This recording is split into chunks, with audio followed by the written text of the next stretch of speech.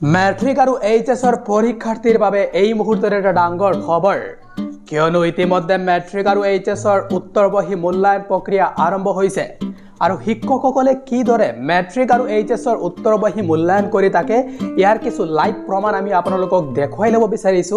ইয়াৰ লগতে এজন শিক্ষাৰ্থীয়ে মেট্ৰিক বা এইচএছত সৰ্বোচ্চ কিমান গ্ৰেছ মাৰ্ক লাভ কৰিব পাৰে ইয়াৰ তথ্য আপোনালোকৰ সৈতে শ্বেয়াৰ কৰিব বিচাৰিছো। তো আপোনালোকে ভিডিঅ'টো স্কিপ নকৰাকৈ একেবাৰে শেষলৈ চাই থাকিব আৰু যদি চেনেলটোলৈ প্ৰথমবাৰৰ বাবে আহিছে তেনেহ'লে ছাবস্ক্ৰাইব কৰি ৰাখিব যাতে এনে ধৰণৰ জৰুৰী খবৰ সদায় লাভ কৰিব পাৰে। এতিয়া আপোনালোকে ভিডিঅ'ত প্ৰত্যক্ষ কৰিছে যে শিক্ষকসকলে কিদৰে মূল্যায়ন কৰি আছে উত্তৰবহী। যিকোনো বোৰ্ড এক্সাম মেট্ৰিক হোক বা এইচএছ যিকোনো বোৰ্ড এক্সামৰ উত্তৰবহী শিক্ষকসকলে এইদৰেই মূল্যায়ন কৰি থাকে। ইমান মনোযোগ সহকাৰে মূল্যায়ন কৰা নহয়, জাষ্ট এনেই উত্তৰবহীত লিখাবোৰ সঠিক আছেনে সুন্দৰ আছেনে ইয়াৰ ওপৰত ভিত্তি কৰি শিক্ষকসকলে একেবাৰে স্পীডত উত্তৰবহীবোৰ মূল্যায়ন কৰি থাকে আৰু টোটেল মাৰ্কবোৰ বহুৱাই দিয়ে।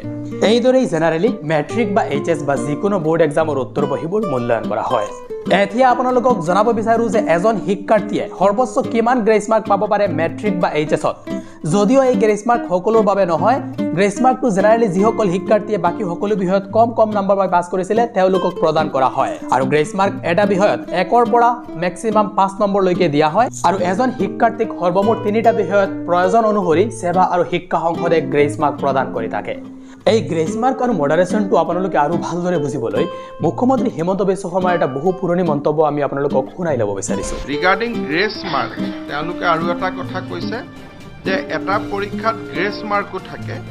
Award of grace mark is also a conventional well established practice which is apply internationally to extend minimal benefit. আৰু গ্ৰেছ মাৰ্ক য'ত আগত 18 পাইছে, 18 জেগাত গ্ৰেছ এতিয়া মেক্সিমাম 5 হ'ব, 1 to 5।